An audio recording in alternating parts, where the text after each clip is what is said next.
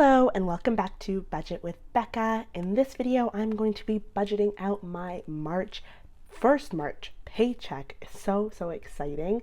I can't believe it's March already, the third month of 2022. Right now I'm looking out my window and it is beautiful and getting so warm. The snow is melting. I've actually had 6 snow days where I live in Ontario, which is crazy. But now I'm very grateful for those snow days, but now I'm ready for that snow to be gone and for spring to start. So the fact that it's March is just so exciting that it is springtime. Also, some other good news. I finally got my new car. It took a long time, the whole month of February to get here, and I got on the last day of February, so that was really exciting that I got my new car. So that'll be shown in my budget for the end of February as I close that out, and for my budget for the beginning of March, because that is when I have to start making my car payments. So let's get started on closing out my end of February budget and budgeting out my first paycheck in March. Okay, so to get started, I need my calculator, my pencil, and my red and green pen for marking out how I did on my last budget. So let's go to the end of February to the beginning of March. I'm just going to bring you in a little bit more so you can see. That should be better. So for this budget, actually I can see the sun's getting dark there, so I'm just going to move that there for you. So I'm going to go through my goals and then we're going to go through how I did on this budget pay period. So for my goals this pay period, or for the month of February, I kind of chose to do focus all across the month. So fill out my expense tracker, which I was able to complete, which is so exciting. Another time of me filling it out. It's getting a lot more easier and more second nature, so that's great because that's a goal that I want to keep for the rest of the year. Then I had the next goal was to open up an RSP or set up a bank appointment. So I had my bank appointment. I had a conversation with my family and with my financial advisor at my bank that we've been working with as a family. We decided it doesn't make sense for me to put money in for the 2021 year, but for the 2022 year. So when I come back from my trip, and maybe at the beginning of April or so, I will open up an RSP and then I will start putting money towards my RSP. So that was done, even though I didn't open it, but I would still say I accomplished that goal. And then my goal for my personal life was to drink only water for the month, and I accomplished that, which was like so exciting. I also put alcohol because I had a little Galentine's Day with my girls and I decided that it's okay if I splurge there. So drinking only water was accomplished. So my upcoming purchases were Cuba, Vacay, any extras, so that still I haven't had to book anything like the excursions yet. We're waiting until we get there, so that'll be rolled over as a upcoming purchase for my next bit, my budget period right now, because it crosses over my Cuba trip. So then we go to my upcoming bills. So my first one was my debt payment, which I've always had since I've started this channel, and that was accomplished. So I was able to put $700 from this pay and $700 from the beginning of February to round out my $1,400 towards my debt. And then as you can see, car payment, I do not have to start paying that until this next pay period, which is the beginning of March, so I didn't need to put anything here, so that's fine. But car insurance did get taken out on March 1st, so that was 2 days ago, and I did pay that. I will show you as I do my budget breakdown here, because I did have to add it in as a line because I wasn't really planning on it, even though I had enough money for it.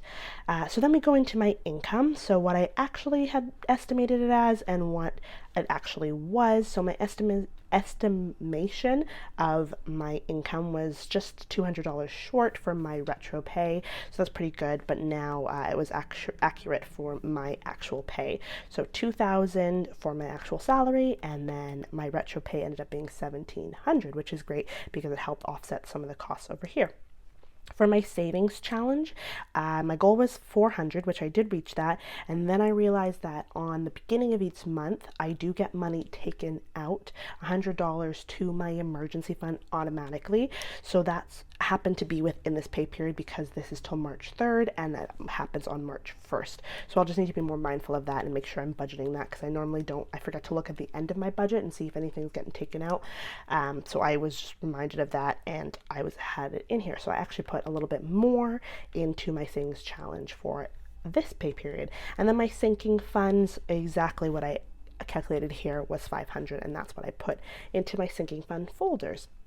So now we move on to my budgeted biweekly categories and my expenses. So as you can see, it's a little bit different because I did a few things on my credit card, which I never really do, but for some reason this pay, everything being open up here in Ontario, and I was just going out a lot more, and especially with my eating out and drinking while I was out, I completely forgot to use cash and credit card. It just got messy, but everything is still fits under the budget perfectly. I just had to make sure that I outlined it properly while I was logging all of this as closing out this budget. So eating out, I was under technically within my cash dividers. Shopping, I was under my cash dividers. Fun money, I went over by 10. Gas, I was under by 10. So gas, this is because I only put 40 into my grandfather's car, and then I got my new car and I don't need to fill that up. I came with a full tank of gas, so I was able to be $10 under for that. And all of my sinking funds all end up zero because I just put that money in there.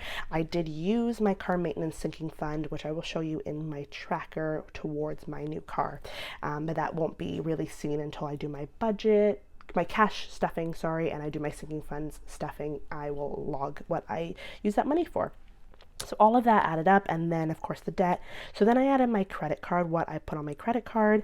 I took that from my tracker, so I just logged if it was a credit purchase. So I just went out and ate a few times on the credit card and dinner, and then car insurance was also on the credit card. And so those all add up there, and I just subtracted them from the difference as well because I used them. So then what I do is I've already done the budgeted. Here is I added up all of what I actually spent and then what the difference is. So now it's time to log the bottom here.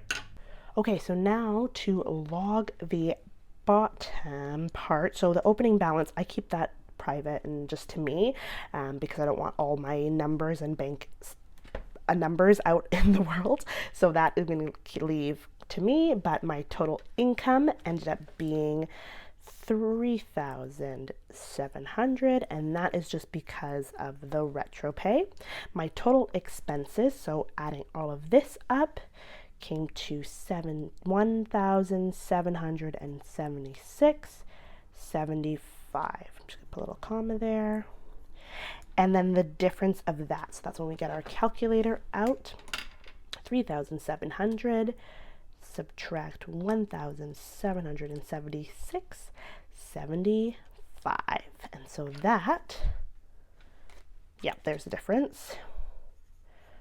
1,923.25. And again, the only reason that is such a high difference is because of that retro pay. And I knew I had that retro pay money in my bank account, and so that's why I felt a little bit more confident when I was using my credit card this pay period.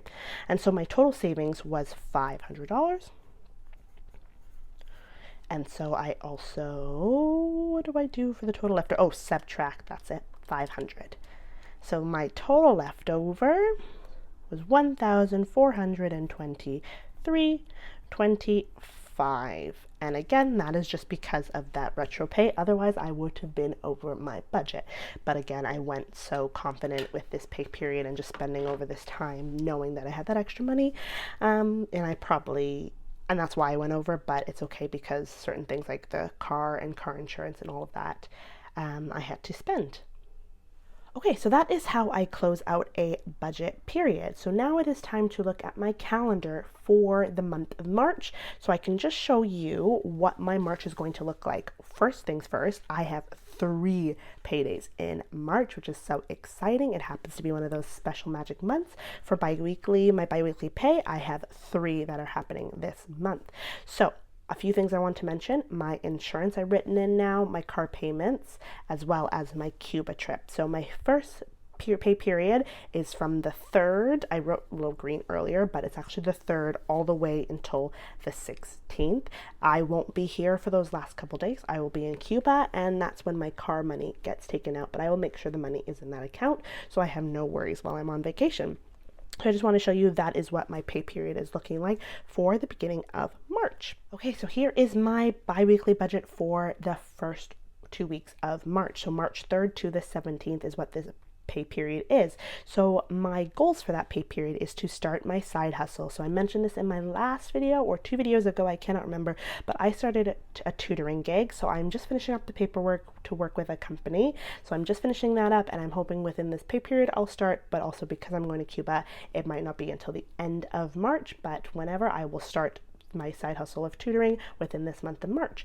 Then my next goal is to stay in budget for my trip and for new bills. So because I have the car payment and the car insurance, I really need to be tight with my budget. Last pay period, because of that retro, I felt like I could be more flexible, and I regret it a little bit because as I was going through the budget, I was like, oh my God, so much red. But now I definitely am going to be tighter and focused on my budget. So I wanted to make sure that was a goal, not only for the 2 weeks, but for the entire month of March. Then use my credit card less. Like I was saying with that retro, I kind of just tapped away, and I took my parents and my brother out to eat, and I just closed my eyes and paid for it, which I'm happy with. And I like the flexibility that I'm able to do that, but I don't want to always be using my credit card for that. I don't want to be as reliant as I was on these past 2 weeks on my credit card. So use credit card less. I'm not saying you don't use it at all, because I know from my vacation trip to Cuba, I will be using my credit card for my bags and some other excursion stuff. And so I just want to have that as an option. I just don't want to use it a lot. So going on, enough with me rambling on credit cards. My upcoming purchases, like I said, is my Cuba vacation. That is completely paid for, but the excursions have not been paid for. We're going to do that when we get there. And then my car payments start. So speaking of car payments, let's look at my debt. So for my debt for this pay period, as always, it is $700. Then for my car payment, which comes out on March 14th, this is my first car payment, that will be $334.06. And then my car insurance, which comes out on April 1st, because the last one came up on March 1st in my last budget period.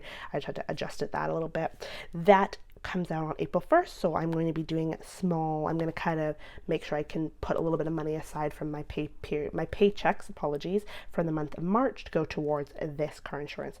So that'll be $78 for this pay period, and then $78 for the next.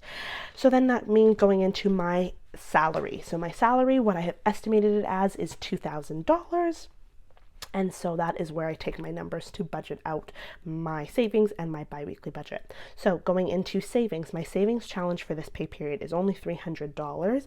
It's normally $400, but because that $100 was already taken out of my bank account, and that kind of technically came from my last pay period, this pay period only needs $300 for my savings challenge. So for my sinking funds for this first pay period, oh, I just realized I put February, and it is not February, it is March. I definitely need to change that. Look at that change, just in one track mind the whole time. March. So the sinking funds are going to be $350 this pay period. I have changed a few of them because of my pay, and now that I'm paying for a few more things in my bills. Okay, so now it's time to look at my categories and my expenses. So I always list them out here, and I've got a few new categories down here, but eating out, shopping, fun money, and gas always get $50 each. They get $50 each. Then the difference is for this sinking fund section, it is my car maintenance. Car maintenance is not getting as much this pay period because I was kind of cash flowing as much as possible in anticipation of my new car. So I was putting about $50 for each paycheck, but now that the car is here, I don't need to put as much to it because I still have a hefty amount in that sinking fund. So I'm only going to be putting $30 just for this pay. Maybe other pays I will be putting more, but for right now it's going to be $30. Christmas is $25, gifts is $20, vacation is $50.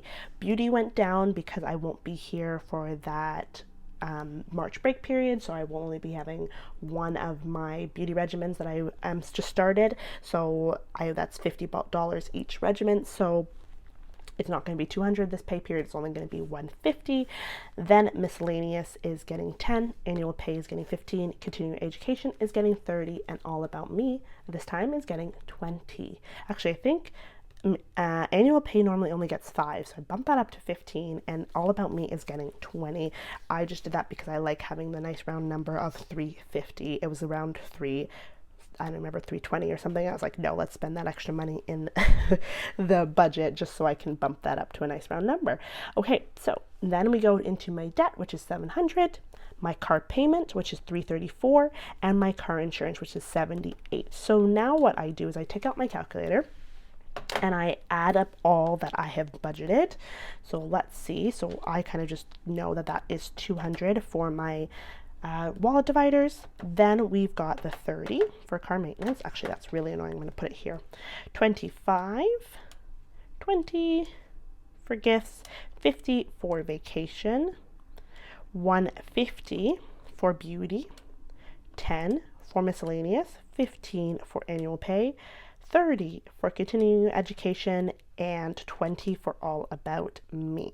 So that comes up to 550, and that is how much I'm going to be taking out of my bank account to stuff my cash envelopes. Then I also add on to this my debt, which is 700, and my car payment, which is 334.06. We're going straight to the even the cents. And then car insurance, which is 78. So for this entire budget, 1,662.06. And so if I were to also add my savings challenge, that is 300, it should be just under budget, which is perfect. It says 1,962. It gives me a little wiggle room left in my bank account for anything that comes up.